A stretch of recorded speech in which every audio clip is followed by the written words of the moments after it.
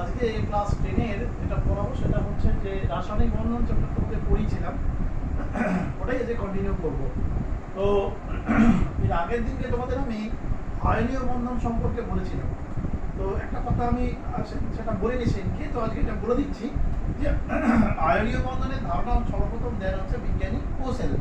হ্যাঁ, এটা আমি লিখে দিচ্ছি। আয়নীয় বন্ধনের ধারণা দেন বিজ্ঞানী কোসেল।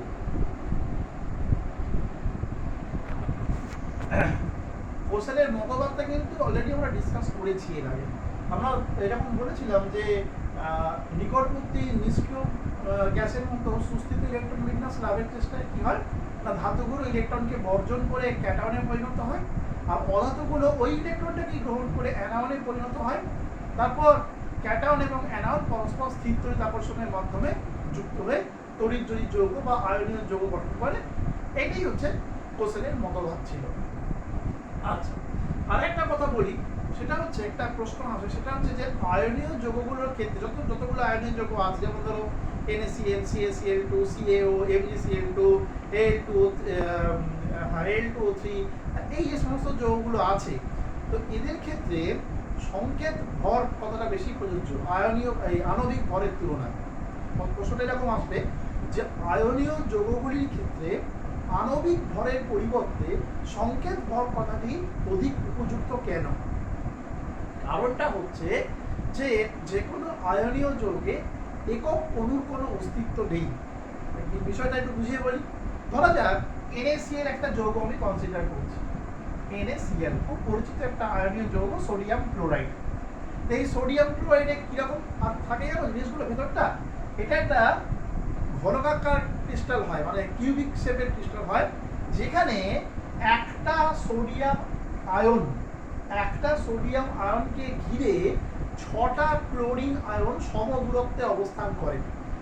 আবার একটা ক্লোরিন আয়নকে ঘিরে 6টা সোডিয়াম আয়ন সমদূরত্বে অবস্থান করে, এবং এইভাবে ওই অ্যানায়ন এবং ক্যাটায়নগুলোর মধ্যে তড়িৎযোজী আয়নীয় বন্ধন গঠিত হয়, এবং এইভাবেই তারা কি করে ওই যৌগটা ফর্ম করে। সেই কারণে যে কোনো আয়নীয় যৌগের ক্ষেত্রে কি হয়, ক্যাটায়ন এবং অ্যানায়ন এদের মধ্যে যে তড়িৎাকর্ষণ বল কাজ করে, এবং তার মাধ্যমে কি হয়, ক্যাটায়নকে ঘিরে কতগুলো অ্যানায়ন, আবার অ্যানায়নকে ঘিরে কতগুলো ক্যাটায়ন, এইভাবে পরিবেষ্টিত হয়ে এদের একটা নির্দিষ্ট জ্যামিতিক আকার পায় বা কেলাসাকার রূপ এরা পায়। সেই কারণে এদের ক্ষেত্রে কিন্তু কোনো একক অণুর অস্তিত্ব থাকে না। তাই যে কোনো আয়নীয় যৌগগুলোর ক্ষেত্রে আণবিক ভর অপেক্ষা সংকেত ভর কতটা অধিক উপযুক্ত, এটা কিন্তু মাথায় রাখতে হবে। যে কোনো আণবিক যৌগের কিন্তু একক অণুর কোনো অস্তিত্ব নেই। একটা ক্যাটায়নকে ঘিরে কতগুলো অ্যানায়ন সমদূরত্বে অবস্থান করবে, আবার একইভাবে একটা অ্যানায়নকে ঘিরে কতগুলো ক্যাটায়ন সমদূরত্বে অবস্থান করবে, এবং ওদের মধ্যে একটা তড়িৎাকর্ষণ বল কাজ করে, এইভাবেই যৌগটা ফর্ম করে। এবং আমাদের যে ক্রিস্টালাইন স্ট্রাকচার অর্থাৎ কেলাসাকার গঠনটা, সেটা এইভাবেই ফর্ম করে, সেখানে একক অণুর কোনো অস্তিত্ব কখনোই দেখা যায় না। বেশ, এবারে একটা প্রশ্ন এখানে এসছিল মাধ্যমিকে, যে দুটো মৌল আছে, একটা হচ্ছে A, এটার পরমাণু ক্রমাঙ্ক হচ্ছে 19, আর একটা হচ্ছে B, এটার পরমাণু ক্রমাঙ্ক হচ্ছে 17। দুটো মৌল বলে দিয়েছে, একটা হচ্ছে A এর পরমাণু ক্রমাঙ্ক 19, আর একটা হচ্ছে B এর পরমাণু ক্রমাঙ্ক 17।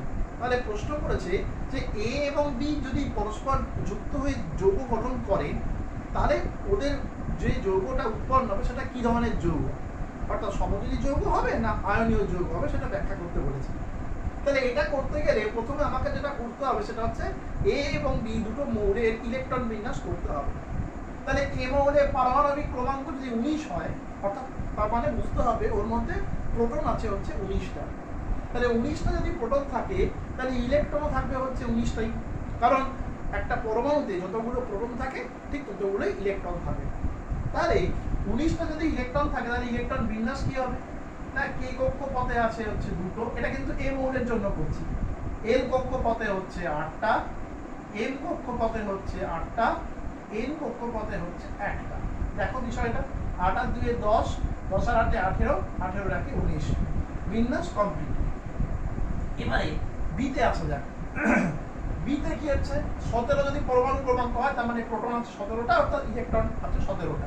তাহলে বি এর ইলেকট্রন বিন্যাস হচ্ছে কে কক্ষপথে 2টো, এল কক্ষপথে 8টা, এম কক্ষপথে 7টা। এবারে নিজেরাই একটা জিনিস দেখো, এর লাস্ট কক্ষপথ এন যেটা, তাতে একটা ইলেকট্রন আছে। এবার এই মৌলটা যদি ওই এন কক্ষপথে একটা ইলেকট্রনকে বর্জন করে দেয়, তাহলে কিন্তু ওর শেষ কক্ষপথ হবে এম, এবং সেখানে 8টা ইলেকট্রন থাকবে। এম কক্ষপথে সর্বাধিক ওই 8টা ইলেকট্রনই থাকে এবং সেই 8টা ইলেকট্রনই থাকবে। তাহলে ন্যাচারালি এ মৌলটা কি করবে, লাস্ট কক্ষপথ অর্থাৎ এন কক্ষপথের ইলেকট্রনকেও বর্জন করে হয়ে যাবে হচ্ছে এ প্লাস। একইভাবে যদি বি মৌলটা ক্ষেত্রে দেখো, বি মৌলটার শেষ কক্ষপথ হচ্ছে এম, এই এম কক্ষপথে 7টা ইলেকট্রন আছে। তাহলে 7টা ইলেকট্রন আছে মানে ওর একটা ইলেকট্রনকে প্রয়োজন, কারণ এম কক্ষপথে সর্বাধিক 8টা ইলেকট্রন থাকতে পারবে। তাহলেই ও নিকটবর্তী নিষ্ক্রিয় গ্যাস আর্গনের মতো আচরণ করবে। তাহলে একটা ইলেকট্রনেরও প্রয়োজন, সেটাও পাবে কোত্থেকে না, এ মৌলটা একটা ইলেকট্রনকে বর্জন করে দিয়েছে, সেই ইলেকট্রনটাই বি মৌল গ্রহণ করে নেবে। তাহলে বি মৌল যদি ওই ইলেকট্রনটাকে গ্রহণ করে, তাহলে এটা হবে হচ্ছে B plus, sorry B minus, electron গ্রহণ করলে হয় মাইনাস। তাহলে এ প্লাস এবং বি মাইনাস এরা পরস্পর তড়িৎাকর্ষণের বলের মাধ্যমে যুক্ত হয়ে তৈরি করবে এ বি, অর্থাৎ এই যৌগটা হবে হচ্ছে তড়িৎযোজী যৌগ বা আয়নীয় যৌগ।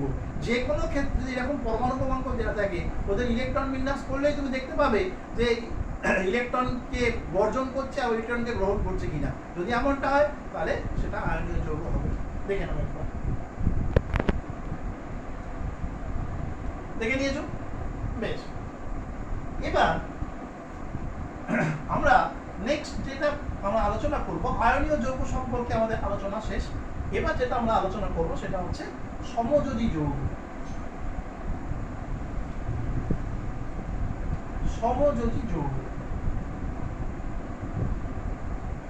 বা সমযোজী বন্ধন। আগে সমযোজী বন্ধনটা লিখি। সমযোজী বন্ধনকে ইংরেজিতে বলা হয় কোভ্যালেন্ট বন্ডিং বলা হয়, কোভ্যালেন্ট বন্ড, কোভ্যালেন্ট বন্ড। সমযোজী বন্ধন অবলিক সমযোজী যৌগ হলো। এবারে প্রশ্ন হচ্ছে যে এই সমযোজী যৌগ বা সমযোজী বন্ধন বিষয়টা কি? মূল বিষয়টা কিন্তু একই আছে, অর্থাৎ প্রত্যেক মৌলই চায় হচ্ছে নিকটবর্তী নিষ্ক্রিয় গ্যাসের মতো সুস্থিত ইলেকট্রন বিন্যাস লাভ করতে। এটা হচ্ছে মূল বিষয়। এবং তার জন্য কি হবে, কাউকে ইলেকট্রন বর্জন করতে হবে, কেউ ইলেকট্রন গ্রহণ করবে। কিন্তু এখানে একটা মজার ব্যাপার আছে, এখানে কেউ বর্জন করে না, এখানে দুজনেই ইলেকট্রনটা গ্রহণ করবে। প্রশ্নটা হচ্ছে সেটা কি করে সম্ভব, দুজনেই গ্রহণ করবে সেটা কি করে সম্ভব, সেটাই হচ্ছে আসল ব্যাপার। যেমন ধরো একটা জিনিস আমি তোমাদেরকে দেখাই, সেটা হচ্ছে অতি পরিচিত একটা যৌগ, তার নাম হচ্ছে জল। জলের সংকেত হচ্ছে H2O। H2O, দুটো হাইড্রোজেন আছে, একটা অক্সিজেন আছে। হাইড্রোজেন যদি দেখো, হাইড্রোজেনের পরমাণু ক্রমাঙ্ক হচ্ছে 1, অর্থাৎ ওর কে কক্ষপথে একটা ইলেকট্রনই আছে। তাহলে ওর নিকটবর্তী নিষ্ক্রিয় গ্যাস হচ্ছে হিলিয়াম।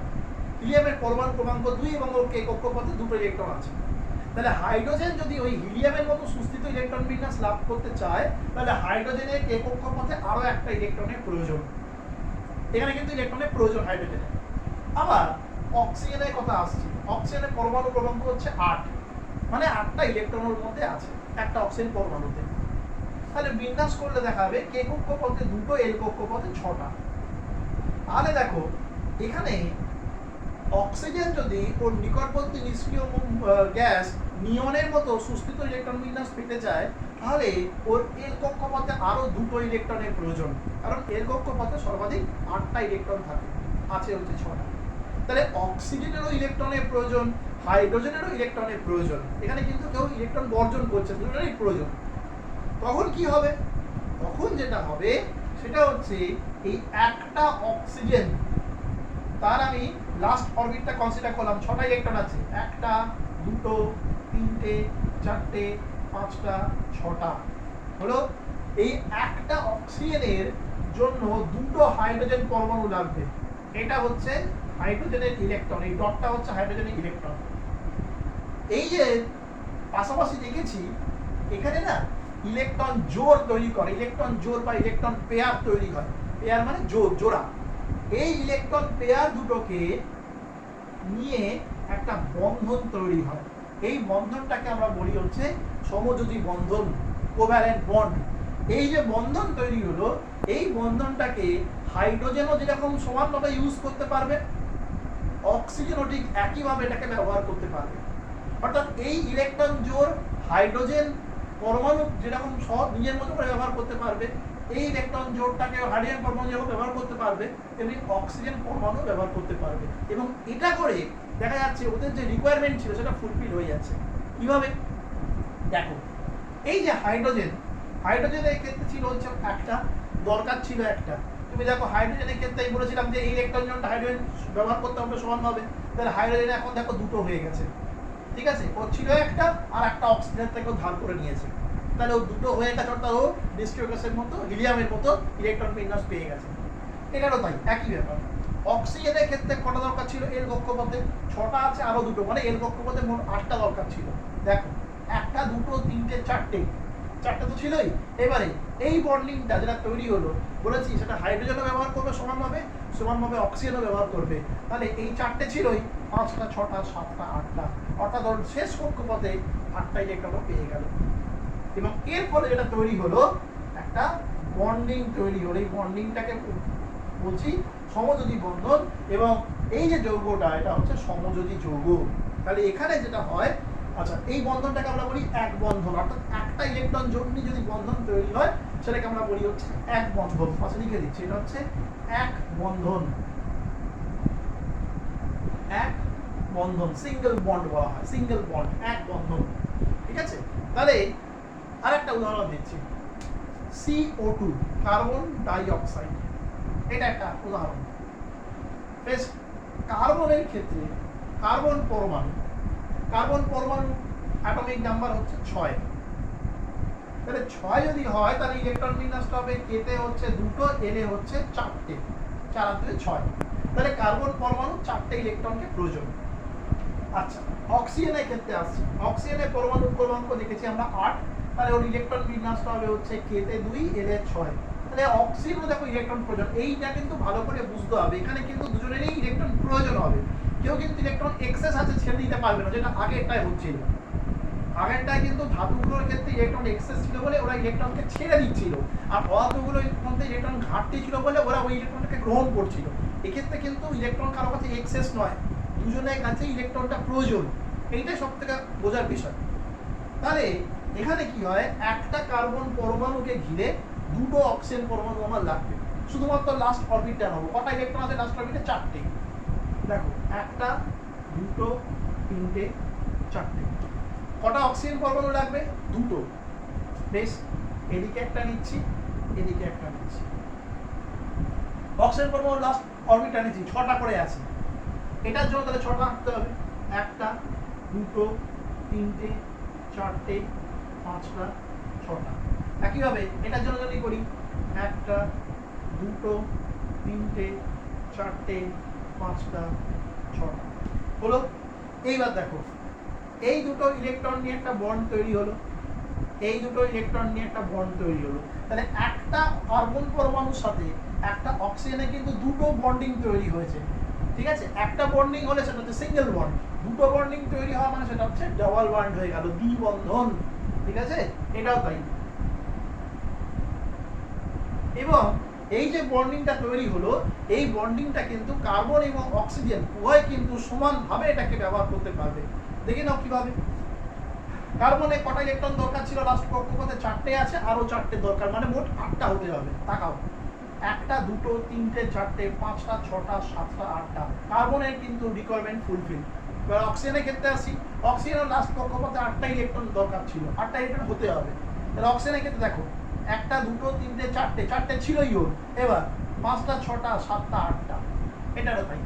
এই যে ইলেকট্রন জোট তৈরি হচ্ছে এটাকে উভয় সমানভাবে ব্যবহার করতে পারবে এবং এর ফলে এই যৌগটা পেলাম এটা হচ্ছে সি, এই দেখো এটা হচ্ছে দ্বি বন্ধন, এটা হচ্ছে দ্বি বন্ধন। এই যে দুটো করে ইলেকট্রন জোট তৈরি হচ্ছে, এখানে একটা ইলেকট্রন জোট তৈরি হচ্ছিল মানে এটা এক বন্ধন, দুটো করে ইলেকট্রন জোট তৈরি হচ্ছে মানে হচ্ছে দ্বি বন্ধন। ঠিক আছে, দেখে নাও দেখে নাও।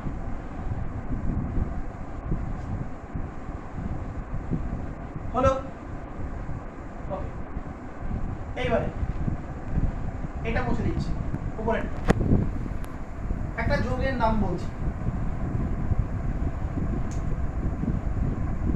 C2H2, এই যৌগটার নাম হচ্ছে অ্যাসিটিলিন। দুটো কার্বন পরমাণু আছে, দুটো হাইড্রোজেন পরমাণু আছে।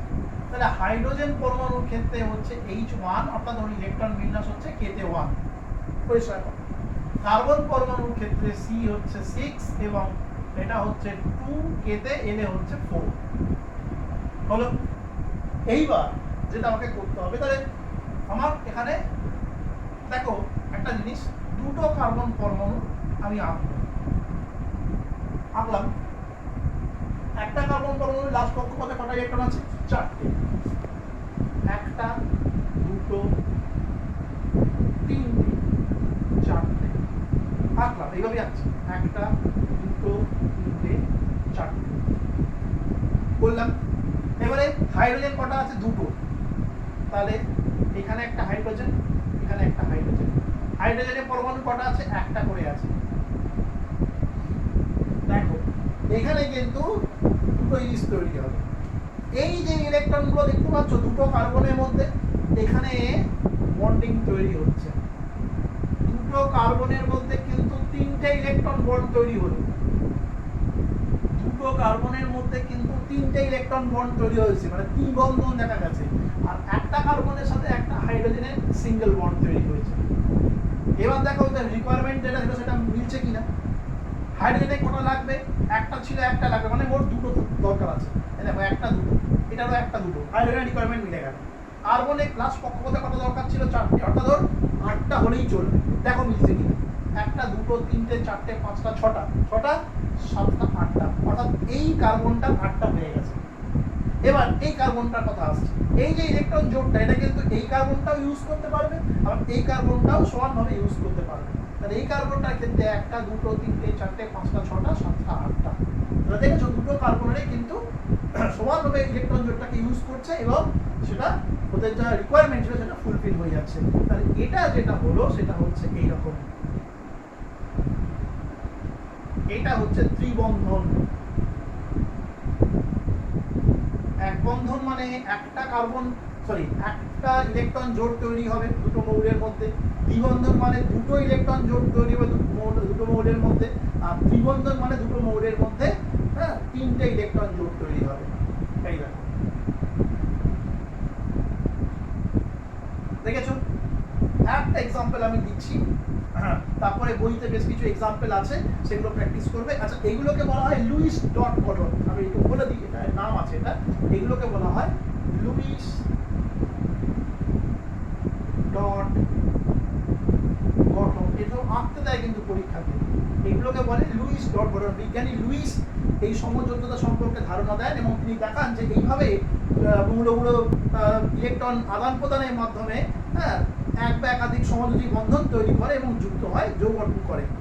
তার ধারণা অনুসারে এটাকে এভাবে আঁকা যায়, সেই জন্য নাম হয়েছে লুইস ডট গঠন। যেভাবে আমি আঁকলাম সেভাবেই আঁকতে হবে জিনিসটা। শুধু ওই K1, H1 এইগুলো শুধু বলতে হবে যে এর মধ্যে ইলেকট্রন সংখ্যা হচ্ছে একটা, অর্থাৎ ইলেকট্রন বিন্যাস A 1, যেমন এটা করে এটাই আমি ব্যাখ্যা করি। এখানে বলতে হবে হাইড্রোজেনের ইলেকট্রন সংখ্যা 1, অর্থাৎ K equal to 1। Carbon electron সংখ্যা 6, অর্থাৎ K হচ্ছে 2, L হচ্ছে 4। ব্যাস, আর কিছু লেখার দরকার নেই। বাকিটা ছবিটা আবার লিখে দেবে, কারণ এগুলো 2 মার্কস করে থাকে। বলো, এইবার একটা যৌগ আমি দেখিয়ে দিচ্ছি, সেটা হচ্ছে অ্যামোনিয়া বলে একটা যৌগ আছে, NH3। এটা আমি একটু দেখিয়ে দিই, তারপরে সমযোজী যৌগের কিছু বৈশিষ্ট্য আছে সেটা বলবো। সেটা হচ্ছে NH3, যৌগটার নাম হচ্ছে NH3, অ্যামোনিয়া। তো নাইট্রোজেনের পরমাণু ক্রমাঙ্ক হচ্ছে 7, তাহলে 7 হলে কে কক্ষপথে হচ্ছে 2টো আর এন কক্ষপথে হচ্ছে 5টা, তাহলে ওর দরকার কিন্তু 3টে, আচ্ছা 3 আর হাইড্রোজেনের ক্ষেত্রে হচ্ছে 1টা, কে কক্ষপথে হচ্ছে 1টা হলো। তাহলে একটা নাইট্রোজেনকে ঘিরে 3টে হাইড্রোজেন থাকবে NH3, বেশ, তাহলে এখানে একটা, এখানে একটা, এখানে একটা দিয়ে দিলাম, এটা এটা হাইড্রোজেন, এটা হাইড্রোজেন, ঠিক আছে। এর ক্ষেত্রে এখানে কিন্তু উপরে আরো 2টো ইলেকট্রন থাকে, এইখানে একটা বন্ডিং তৈরি হলো, এইখানে একটা বন্ডিং তৈরি হলো, এইখানে একটা বন্ডিং তৈরি হলো। হাইড্রোজেনে কিন্তু জিনিসটা দেখো, হাইড্রোজেনের দরকার ছিল কটা, 2টো, একটা 2টো পেয়ে গেছে, এটাও 2টো পেয়ে গেছে। অ্যামোনিয়ার দেখো, 1টা 2টো 3টে 4টে 5টা 6টা 7টা 8টা পেয়ে গেছে, অ্যামোনিয়া কিন্তু যৌগ পেয়ে গেছে, কিন্তু এইটার কোনো বন্ডিং হয় না। এই দুটো হচ্ছে lonely pair electron, lonely pair electron বলা হয়, এটা হচ্ছে একটা বিশেষ বৈশিষ্ট্য, যার জন্য এটা কি দেখালাম। অ্যামোনিয়া যৌগের ক্ষেত্রে কিন্তু 2টো ইলেকট্রন ফ্রি ভাবে থাকে, এগুলোকে বলা হয় লোনলি পেয়ার ইলেকট্রন, এটা নাইট্রোজেন দিতে পারে অন্য কাউকে, ঠিক আছে, এটা কিন্তু মাথায় রাখবে। তো নাইট্রোজেনের যখন স্ট্রাকচার রাখবে মাথায় কিন্তু এরকম 2টো ইলেকট্রনকে রাখতে হবে, এটা হচ্ছে খুব ইম্পর্টেন্ট, পরীক্ষায় আসে দিলামের জন্য। ওকে, এবারে কতগুলো কথা আমি বলছি, ভালো করে শোনো। সেটা হচ্ছে তাহলে সমযোজী যৌগ বা সমযোজী বন্ধন বলতে কি বলছি। যতগুলো এক্সাম্পল দিলাম সেখানে কিন্তু কোনো ধাতু আমি আনিনি, তার মানে বুঝতে হবে এই যৌগটা 2টো অধাতুর মধ্যে তৈরি হয়। ওখানে যেমন আয়নীয় যৌগের ক্ষেত্রে একটা ধাতু এবং একটা অধাতু মিলে আয়নীয় যৌগটা তৈরি হতো, এখানে কিন্তু 2টো ধাতুর মধ্যে আয়নীয় এই সমযোজী বন্ধন বা সমযোজী যৌগ তৈরি ফর্ম করে এরা। তাহলে 2টো অধাতু এরা কি করবে, নিকটতম নিষ্ক্রিয় মৌলের মতো সুস্থিত ইলেকট্রন বিন্যাস লাভের জন্য নিজেদের মধ্যে এক বা একাধিক ইলেকট্রন জোটকে সমানভাবে ব্যবহার করবে, পরস্পর যুক্ত হয়, এবং এই যে যে ধর্মটা ওদের মধ্যে প্রকাশ পায় এটাকে আমরা বলি হচ্ছে সমযোজ্যতা। এবং ওই যে বললাম যে এক বা একাধিক ইলেকট্রন জোড় তৈরি হয়, এটাকে আমরা বলি হচ্ছে সমযোজী বন্ধন। 2টো ইলেকট্রন নিয়ে বন্ধন তৈরি হলে সেটাকে বলছি এক বন্ধন, 4টে ইলেকট্রন নিয়ে 2টো বন্ধন তৈরি হলে বলছি দ্বিবন্ধন, আর 6টা ইলেকট্রন নিয়ে 3টে বন্ধন তৈরি হলে আমরা বলছি হচ্ছে ত্রিবন্ধন। ম্যাক্সিমাম ত্রিবন্ধন অবধি দেখা যায় হলো। এবারে যেটা বলবো সেটা হচ্ছে সমযোজী যৌগগুলোর কিছু বৈশিষ্ট্য আছে, তো সেটা আমি একটুখানি তোমাদের আলোচনা করবো, লিখবো।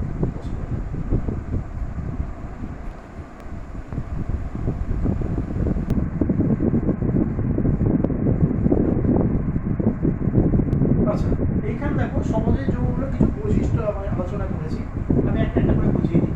প্রথম দেখো হয়েছে সমযোজী যৌগগুলোর মধ্যে আকর্ষণ বল তীব্র না হয়, এরা বিচ্ছিন্ন অণু গঠন করে। আমরা দেখেছি যে তড়িৎদ্বয় যৌগ বা আয়নীয় যৌগগুলোর ক্ষেত্রে আকর্ষণ বল তীব্র থাকায় এখানে একক অণুর কোনো অস্তিত্ব নেই। আজকেই আলোচনা করেছি যে ক্যাটায়নকে ঘিরে অ্যানায়নগুলো থাকে, আর অ্যানায়নকে ঘিরে ক্যাটায়নগুলো থাকে, কিন্তু সেখানে একক অণুর কোনো অস্তিত্ব নেই, কারণ সেখানে তড়িৎাকর্ষণ বলটা খুব তীব্র থাকে। কিন্তু সমযোজী যৌগগুলোর ক্ষেত্রে যেহেতু ইলেকট্রন জোড় গঠন করে, সেখানে অপোজিট আধান থাকে না, সেজন্য তড়িৎাকর্ষণ বল সেরকম খুব কম, আকর্ষণ বলটা খুবই কম, আন্তঃআণবিক আকর্ষণ বল যেটাকে বলা হয়, এবং সেই কারণে এরা বিচ্ছিন্ন অণু গঠন করে। সাধারণ অবস্থাতে এরা তরল, গ্যাসীয় এবং কোমল কঠিন হয়। কোমল কঠিন মানে হচ্ছে যে হার্ডনেস অর্থাৎ কাঠিন্যটা এদের সাধারণত বেশি হয় না। একটা উদাহরণ দিই, যেমন তরল হচ্ছে জল, ঠিক আছে, জল, ইথাইল অ্যালকোহল, বেনজিন, এগুলো সব হচ্ছে তরল সমযোজী পদার্থ বা সমযোজী যৌগ। গ্যাসীয় হচ্ছে carbon dioxide, hydrogen chloride, ammonia etcetera. আর কঠিন হচ্ছে যেটা কোমল কঠিন, সেটা ধরো চিনি, ঠিক আছে, চিনি হচ্ছে তোমার সমযোজী পদার্থ, সমযোজী যৌগ। আচ্ছা, সমযোজী বন্ধন সাধারণত 2টো অধাতুর মধ্যে গঠিত হয়, এটা কিন্তু খুব ইম্পর্টেন্ট পয়েন্ট। সমযোজী বন্ধন যেমন আয়নীয় বন্ধনটা সাধারণত ধাতু আর ধাতুর মধ্যে গঠিত হতো, কিন্তু সমযোজী বন্ধন সাধারণত 2টো অধাতুর মধ্যে গঠিত হয়। তারপরে হচ্ছে যে সমযোজী যৌগগুলোর মধ্যে আকর্ষণ বল কম থাকায়, আচ্ছা বিরাট টু সে অণুগুলোর মধ্যে আকর্ষণ বল কম থাকায়, এখানে একটু আমি স্পেসিফিক করে দিচ্ছি, অণুগুলির মধ্যে